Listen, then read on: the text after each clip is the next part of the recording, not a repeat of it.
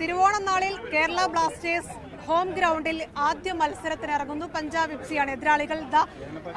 താരങ്ങളുടെ കൈപിടിക്കാൻ മുണ്ടക്കയിൽ നിന്നും വെള്ളാർമലയിൽ നിന്നുമൊക്കെയുള്ള കുട്ടികളാണ് എത്തുന്നത്.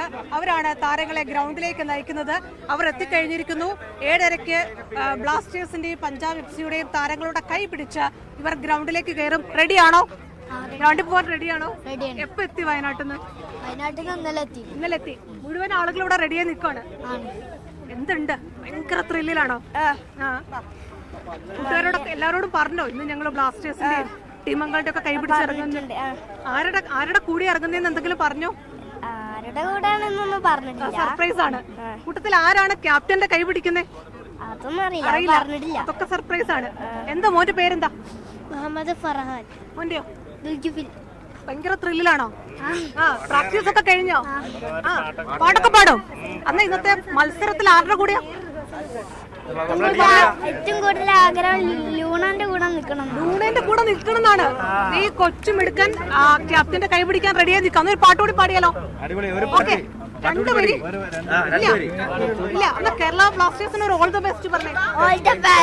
ഓക്കെ, ഇതാ ഒരുപാട് ആളുകളുണ്ട്. 24 കുട്ടികളുണ്ട്. അവർക്കിനി പ്രാക്ടീസ് ഉണ്ട്. എല്ലാവരും വളരെ ത്രില്ലിലാണ്. ഓൾ ദ ബെസ്റ്റ് പറയോ? All the best. ബ്ലാസ്റ്റേഴ്സിന് ഓൾ ദ ബെസ്റ്റ് ആണ്. ഓക്കെ, എന്തായാലും മത്സരം 7:30-ക്കാണ്.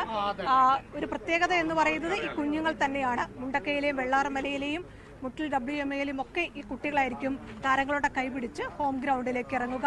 അതൊരു വലിയ സന്തോഷത്തിന്റെ കാഴ്ച തന്നെയാണ് മലയാളികൾക്ക്. കാരണം വലിയ ദുരന്തത്തെ അതിജീവിച്ച അവരെന്താ ഹോം ഗ്രൗണ്ടിലേക്ക് താരങ്ങൾക്കൊപ്പം എത്തുന്നു എന്നുള്ളത് ഈ തിരുവോണ നാളിൽ വലിയൊരു ആശ്വാസത്തിന്റെ കാഴ്ച കൂടിയാണ്.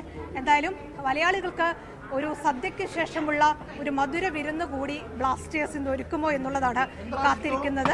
എന്തായാലും ആ കാഴ്ചകൾ 7:30-ക്ക് കാണാം. എന്തായാലും 24 പേർ ഇന്ന് താരങ്ങളുടെ കൈ പിടിച്ച് ഗ്രൗണ്ടിലേക്ക് ഇറങ്ങും. കൊച്ചിയിൽ നിന്ന് ക്യാമറമാൻ നിഖിൽ ജോസഫിനൊപ്പം റിയ, മാതൃഭൂമി ന്യൂസ്.